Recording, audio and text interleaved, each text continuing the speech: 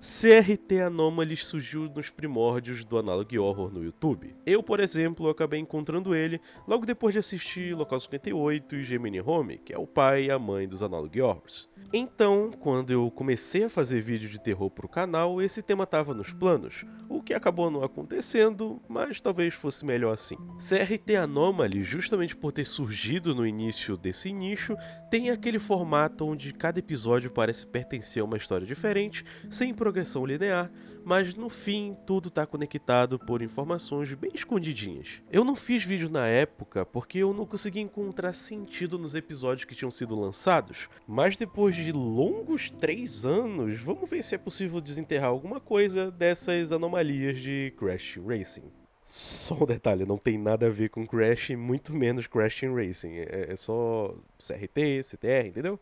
Essa é a piadinha. Enfim. Aliás, vou aproveitar aqui esse tempo do vídeo para fazer logo o aviso de que eu tô me recuperando de uma doencinha, ou eu ainda estou durante a doença, e então por causa disso a minha voz tá um pouco mais estranha do que o normal, e como isso volta e meia acontece, vocês já estão acostumados com isso. Eu só espero que isso não te atrapalhe ou te distraia durante o decorrer do vídeo, e é isso. Bora continuar. Começando pela descrição do canal, a gente descobre que os vídeos são conteúdo de fitas que o dono do canal encontrou no seu VHS, ou videocassete, para os mais velhos. Cada vídeo é intitulado com um número e o ano da gravação. O ano não segue uma ordem, mas o número sim. Então vamos acompanhar a ordem de lançamento e depois a gente organiza tudo em uma linha do tempo ou em alguma outra ordem que faça mais sentido. Como dito na descrição do canal, os vídeos são gravações encontradas no VHS do dono, então todos apresentam o mesmo início, um menu em tela azul e algumas opções de segmentos para assistir. O primeiro segmento é escolhido e um comercial de sabonete Dove é exibido, nos fazendo acreditar que a gente está vendo uma gravação real de TV. Em seguida, são exibidos cards da programação do canal 62, indicando que faltam apenas 2 programas para que a emissora seja desativada até o dia seguinte. O que era uma prática bastante comum desde os anos 50. E, curiosamente, esse padrão foi seguido até meados de 1986, quando as grandes emissoras do mundo começaram a implementar uma programação que fosse 24 horas. Basicamente como são todas as emissoras hoje em dia. E talvez não seja só por coincidência que esse segmento tenha sido gravado em 1986. Indo agora para a exibição do Today Highlight, as notícias de destaque do dia são apresentadas enquanto imagens relaxantes da natureza passam ao fundo, o que contrasta com o enorme alerta em barra preta, informando que alguns moradores relataram ventos fortes na região próxima ao Web Mountain. Também é dito que as autoridades recomendam que a população fique dentro de casa e que a mensagem irá se repetir por questões de segurança. Após o fim das notícias, começa o último programa antes do encerramento da programação, o Community Watch, que mostra filmagens de câmeras de segurança em Patriot Park, uma rodovia próxima, e o posto de gasolina de Wears Valley, ou Weird Valley, tanto faz. Isso tudo é informação suficiente para a gente confirmar que a comunidade em questão está localizada na região leste do Tennessee, logo debaixo do Kentucky. E isso tudo vai ser importante no futuro, então confia no pai. Voltando ao programa, as 3 câmeras revezam na tela e nada relevante acontece até que o relógio marca 00:04.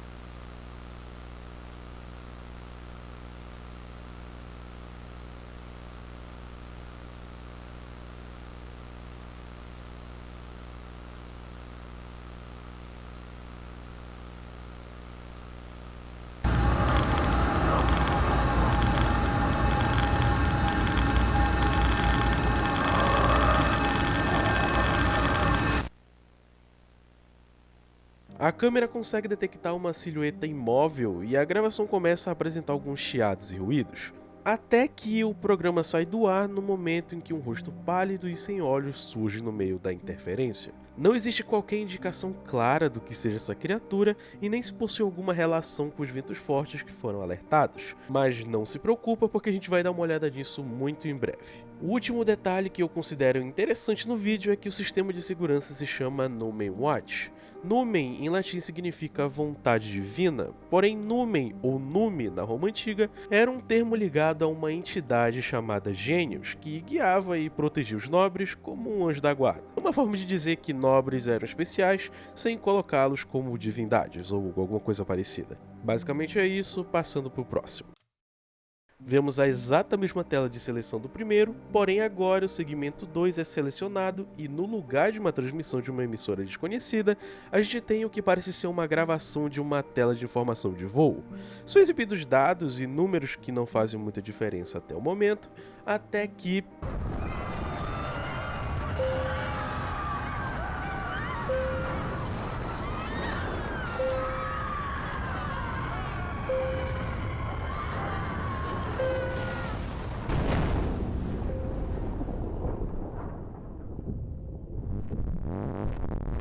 Após isso, a tela fica preta por alguns segundos e o vídeo acaba. A gente não vê nenhuma aparição sobrenatural ou qualquer coisa do tipo, apenas escutamos gritos, ruídos suspeitos e o que parece ser o impacto final. O que isso tudo significa, vamos deixar para mais tarde. Se o vídeo anterior não tinha nada relacionado a algum evento real, esse aqui segue por um caminho totalmente contrário. O segmento 3 é selecionado e o vídeo inteiro se trata de uma apresentação de um slideshow da CIA, com instruções e protocolos relacionados à utilização de algumas substâncias que haviam acabado de serem descobertas durante o ano em que o vídeo foi produzido, que é 1964. Essas substâncias em questão não são nada demais, é só LSD, temazepam, psilocibina e escopolamina. Somente os alucinógenos hipnóticos e sedativos mais perigosos e delicados de se usar. Cada slide fala um pouco sobre a utilização dessas drogas e medidas de segurança para conseguir evitar qualquer perda de controle do projeto ou das cobaias.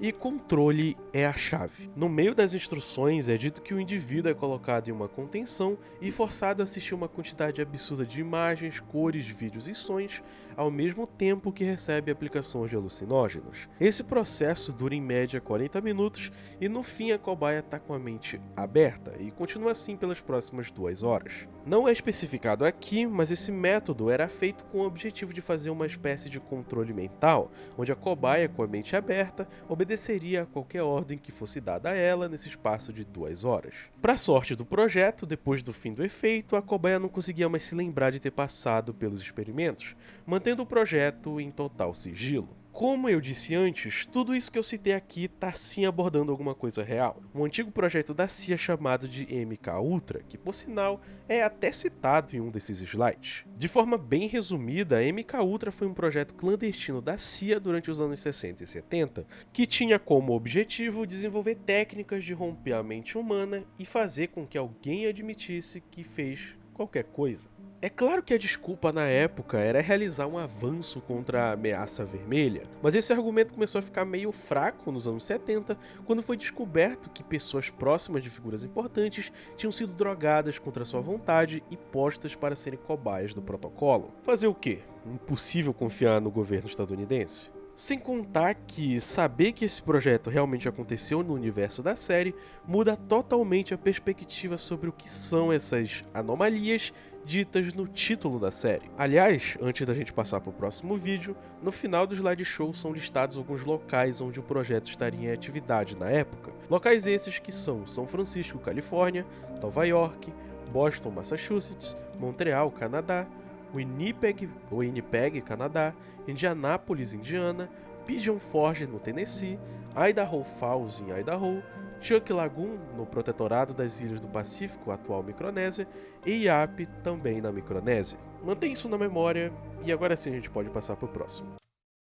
Aqui a tela de menu está diferente, indicando que o dono do canal pode ter trocado de VHS. O segmento 1 é selecionado e esse vídeo tem um climinha meio estranho, principalmente porque é uma tela preta e a gente consegue apenas ouvir o som de alguém caminhando. Nossa única informação útil está presente no texto sendo apresentado, onde alguém relata que recebeu essa fita da amiga do real autor dela. O conteúdo da gravação supostamente teria causado problemas à população próxima de Idaho Falls e a mulher que recebeu a fita temia pela própria vida. De volta à gravação, nada. Apenas passos e mais passos. Talvez o som mais estranho seja o que toca em certo momento durante a apresentação do texto.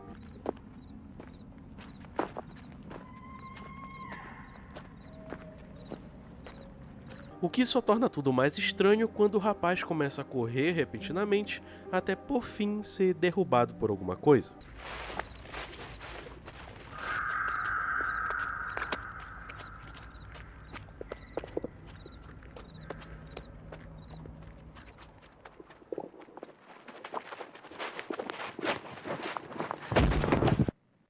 E é isso. O vídeo termina assim, sem mais nem menos. Fora o som bizarro, existem algumas localizações que são apresentadas. Hihie, Idaho, próximo a Kelly Mountain, e arredores de Idaho Falls. Mantenham Idaho Falls em mente porque isso vai ser bem importante no futuro, e eu sei que eu tô acumulando informações para explicar só depois, mas não se preocupa, vai ser tudo explicado. A nova tela de menu surge e o segmento 2 é selecionado, dando início à gravação de um programa religioso infantil de alguma emissora regional de Idaho Falls. E sim, esse lugar de novo, quem diria? A primeira parte do episódio é protagonizada pela Lisa e o Padre Maxwell, onde eles conversam um pouco sobre o que a Bíblia tem a dizer sobre o amor. Infelizmente, é óbvio que chega um momento em que o Padre Maxwell diz que homem não pode se apaixonar por um homem, ou uma mulher por uma outra mulher, porque isso é pecado e é uma forma do diabo confundir a mente das pessoas. É a baboseira de sempre, nada relevante. E aliás, aproveitando a deixa, assim como eu falei lá no Twitter, esse canal aqui é um ambiente totalmente inclusivo e todos são bem-vindos, principalmente a galera que mora lá no Espírito Santo. Bandeira bonitona de vocês. Agora, a segunda parte é realmente interessante, porque é onde a gente vê a Lisa e outras crianças conversando sobre homens de terno que estão batendo de porta em porta fazendo perguntas estranhas, como por exemplo, se elas tinham avistado algo sem pele pela redondeza. Uma terceira criança surge contando que os seus pais pediram que ela avisasse aos outros que não abrisse a porta para os tais homens de preto, e com medo elas vão pedir explicações ao Padre Maxwell. Ele então revela que esses homens trabalham num laboratório que fica fora da cidade e que as crianças nunca deveriam se aproximar daquele lugar. Os personagens então conversam sobre boatos envolvendo experimentos com pessoas naquele laboratório e eles concluem que é melhor ir para a igreja porque é mais seguro e mais divertido. Enfim, o vídeo termina com uma falha na gravação, dando um ar bem sombrio para ela, por sinal. E agora a gente pode separar algumas informaçõezinhas que foram ditas pelo vídeo, como por exemplo, Idaho sendo citada novamente, um laboratório fora da cidade, agente do governo à procura de alguma coisa sem pele, e a impressão minha ou as coisas estão começando a fazer certo sentido de alguma forma. Enfim. Ah, ótimo! Horrores feitos pelo homem além da minha compreensão. O último episódio da série até o momento é talvez o mais fraquinho. Ele se trata apenas de fotografias reveladas de algo descrito como show de horrores do governo. Nada é muito coerente ou realmente visível, mas é fácil notar que se tratam de imagens registradas em algum tipo de laboratório ou hospital. Existem pessoas sendo contidas, enfermeiros, figuras deformadas e vultos. Algumas dessas fotos até geram um clima sombrio e caótico, mas sem uma representação clara ou informações realmente diretas, parece só uma galeria de fotos de alguma exposição de arte abstrata. Aliás, quase eu me esqueço da imagem final.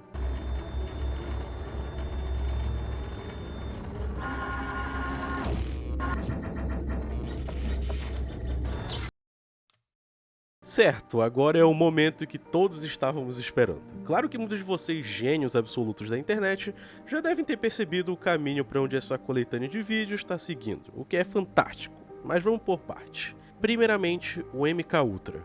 O que é apresentado no terceiro vídeo é coerente ao que aconteceu na vida real, dentro do possível. De fato, as pessoas eram sequestradas, drogadas contra a própria vontade e levadas para os laboratórios clandestinos da CIA, onde passavam por todo o processo que eu descrevi anteriormente. Curiosamente, essa maluquice teve inspiração direta no que os soldados do Bigodinho faziam nos campos de concentração, mas o projeto realmente começou da forma como conhecemos por volta de 1952 e ficou ativo até 1973. Quase 10 anos onde tudo ficou escondidinho sem qualquer suspeita. Isso ao menos até chegar a 1973. Em 73, a mídia estadunidense ficou maluca com o escândalo de Watergate, onde foi revelado que o presidente da época, o Richard Nixon, tinha uma rede de espiões que servia para seguir e grampear membros do partido da oposição. Como começaram investigações com relação a isso, o presidente da CIA, Richard Helms, ordenou que vários documentos sobre o MKUltra fossem destruídos, garantindo que os atos bárbaros realizados pelo governo não fossem a público, obviamente. Ao menos era o que ele pensava, já que mais de 20 mil documentos foram salvos graças à incompetência, ou não, de um funcionário que deixou os papéis guardados de forma imprópria em um prédio aleatório. Depois disso, foi questão de tempo até a existência do projeto chegar na mídia e logo em seguida serem criados a Comissão de Rockefeller e o Comitê de Church, e também o Comitê de Pike, que é pouco citado, mas também existia. Todos formados por membros do governo com o objetivo de investigar as alegações dos experimentos. Finalmente, em 1975, o Comitê de Church publicou o relatório final, separado em 8 livros, onde eles expõem não apenas a existência do MKUltra, como diversos outros projetos secretos ordenados pela CIA, como o MK-Delta, que organizava experimentos em áreas fora dos Estados Unidos, o MK-Nova, que agrupava laboratórios na Europa, e a desconhecida Operação Mockingbird, cujo principal objetivo era usar a mídia como jornais, televisão e rádio para influenciar a opinião pública e desviar a atenção da população para outros assuntos que não fossem os ditos projetos que eram escondidos pela CIA. A Operação Mockingbird não chega a ser citada com esse nome no relatório final, já que isso só viria a acontecer em 1979 na autobiografia da Katharine Graham, que tu não conhece, mas ela era a dona do Washington Post, o jornal local mais importante de Washington. Agora, o que isso tudo tem a ver com uma série de 6 vídeos? Bom, basicamente tudo. O terceiro vídeo marca o ano de 1964 e deixa bem claro que o MKUltra aconteceu nesse universo e com o mesmo propósito que o que vimos na vida real. No entanto, o slideshow apresentado faz questão de apresentar certos lugares dentro e fora dos Estados Unidos. Lugares esses que nunca são especificados nos documentos reais do projeto, com exceção de São Francisco e Nova York, que de fato foram cidades com maior número de laboratórios e experimentos. Agora, voltando aos lugares que realmente são citados no vídeo, a gente pode começar por Pigeon Forge, no Tennessee, que fica a 20 km de distância de Rose Valley e que é a região onde estão localizadas as câmeras do primeiro vídeo, que por sinal, também é onde a gente vê a figura invisível que faz a filmagem sair do ar. Na nossa realidade, toda essa região ao leste do Tennessee é palco de diversos mistérios e conspirações malucas, como os boatos de canibais, pessoas selvagens vivendo na floresta de Smoky Mountains, avistamentos do Pé Grande, além de alguns desaparecimentos nas áreas de trilhas e escaladas da região que nunca foram solucionados. Agora, Idaho Falls, curiosamente, é o local mais citado na série, estando presente na fita de 79 com a morte do montanhista e também sendo a região onde o programa infantil foi exibido. Por sinal, assim como a região de Smoky Mountain, Idaho Falls também conta com uma galeria própria de conspirações malucas na vida real, mas o que realmente chama atenção são as coisas que realmente aconteceram na região. Como, por exemplo, o incidente do reator nuclear SL-1, que aconteceu em 1961. Tecnicamente, ele foi um dos primeiros casos de incidente envolvendo energia nuclear na história, mas foi rapidamente contido e resultou com apenas 3 mortes, ao contrário do incidente de Chernobyl, que chamou muito mais atenção, mas aconteceu só lá nos anos 80. Uma das teorias explicando o que aconteceu no SL-1 envolve um dos engenheiros sabotando o reator para se vingar de outro trabalhador após descobrir uma traição, levando um outro especialista junto por acidente. O interessante é que essa teoria foi usada como declaração final pelo exército estadunidense, mas nenhuma prova ou testemunha foi apresentada para confirmação. Isso acabou abrindo espaço para diversas teorias, como as que dizem que o reator foi sabotado por espiões soviéticos ou que o governo inventou essa história do triângulo amoroso para encobertar o fato da falha ter sido causada por um erro na montagem do próprio reator. E por fim, a gente tem Shoki Lagoon e Yap, que são ilhas que fazem parte da mesma região na Micronésia, que é um conjunto de ilhas no Pacífico que por muito tempo foi território da ONU até a sua independência nos anos 90. Shoki Lagoon é diretamente citado no segundo vídeo, aquele com o voo de um avião da Matenga Airways que acaba caindo misteriosamente. Por coincidência ou não, Matenga é uma palavra da língua Maori que significa morte, desastre e afins. Muito possivelmente foi escolhida propositalmente pelo criador para transmitir uma mensagem ou algo do tipo. Muito provavelmente, esses lugares foram propositalmente escolhidos por serem territórios que englobam lendas de criaturas misteriosas, conspirações escondidas pelo governo ou apenas lugares distantes que pouquíssimos sabiam que pertenciam aos Estados Unidos. A esse ponto, eu acho que já ficou claro que a ligação entre os vídeos está no fato de acontecerem em locais citados no Slide Show de 64 como áreas de atividades do MK Ultra. Mas não é só isso. Apesar de parecer que está tudo resolvido, existe uma história linear sendo contada aqui. Eu não citei isso anteriormente, mas o próprio dono do canal é em si um personagem. Na descrição do canal, ele revela que está apenas divulgando gravações que ele tinha no gravador VHS dele, como se não percebesse a gravidade do conteúdo presente nessas fitas, ao menos aparentemente. A primeira gravação que ele nos revela é bem impactante, já que é só nela onde a gente vê uma das anomalias que são citadas no título. A revelação da existência de uma criatura invisível e com habilidades desconhecidas é bombástica o suficiente para chamar a nossa atenção, mas não parece gerar nenhuma consequência mais imediata para ele. E eu digo isso porque em absolutamente todos os vídeos o dono do canal agradece a um amigo por ter ajudado a recuperar os áudios e vídeos das fitas, exceto o último, onde a descrição é um pedido de ajuda porque eles estão atrás dele. Mas quem são eles? Particularmente, a minha interpretação é que o dono do canal, de forma ingênua ou proposital, acabou revelando provas concretas de que os experimentos do MK Ultra não serviram apenas para estudar o controle da mente, mas também foi responsável por transformar pessoas normais em criaturas deformadas com habilidades e comportamentos distintos. Anomalias. Anomalias essas que provavelmente acabaram saindo do controle do governo e fugiram, sendo uma possível explicação para a morte do montanista em 79, a aparição da anomalia invisível em 86 e nas citações a pessoas sem pele no programa de 92. Talvez esses três casos se refiram à mesma anomalia? Talvez.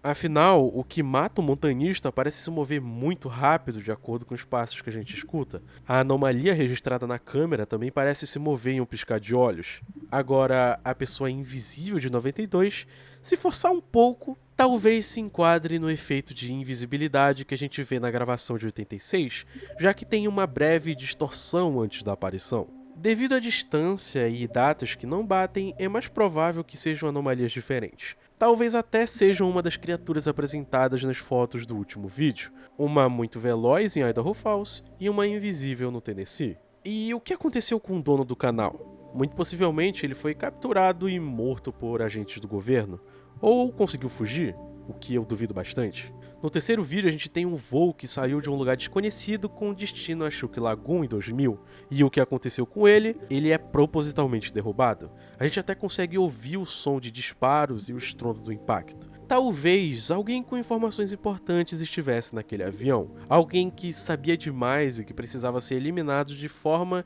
que fizesse parecer que fosse um acidente. Como no caso de David W. Belling, um dos membros da comissão de Rockefeller em 75 e que em 1999 acabou caindo do 10º andar de um hotel, ficando em coma até falecer 12 dias depois. Muitos teóricos da conspiração dizem que o Belling foi eliminado por agentes do governo por saber demais sobre a morte do presidente Kennedy, tanto que ele até escreveu 2 livros sobre o assunto e foi apontado pelo presidente Gerald Ford durante os anos 70 para investigar planos de assassinato da CIA. Então, se tinha alguém que sabia demais, era David Belling. Dessa forma, não é muito difícil pensar que o criador da série tenha se inspirado nesses eventos e que tanto o dono do canal quanto os 80 passageiros do avião foram vítimas de um plano de queima de arquivo para que os boatos sobre os experimentos do governo não voltassem a se espalhar em território americano. E isso tudo me lembra bastante o primeiro Outlast. Projetos secretos acontecendo debaixo do nariz da população, a criação de criaturas que beiram o sobrenatural, a paranoia constante de descobrir uma verdade tão delicada que soa apenas como lenda urbana. É bem provável que o criador seja um admirador da franquia lunática da Red Barrels.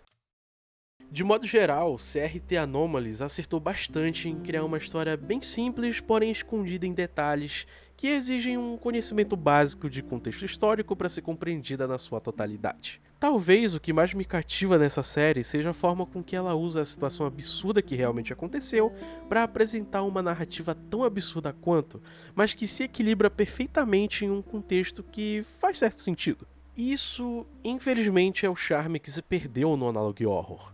Nós ficamos acostumados com a megalomania cósmica em uma narrativa extremamente complexa, mas que quase sempre acaba se perdendo em um desenvolvimento raso. Muitas vezes, essas séries apresentam designs interessantes de criaturas e conceitos extremamente elaborados, que no fim servem apenas como uma apresentação estética de um produto que se sustenta apenas pelo sensacionalismo. Já CRT Anomalies, por ter sido lançado antes dessa onda, segue um caminho mais simplista em uma narrativa que te obriga a ficar atento a detalhes que não são só estéticos, mas complementam a história. No fim, não existe um vilão sobrenatural querendo exterminar a humanidade, afinal, o próprio homem é capaz de realizar as piores ações.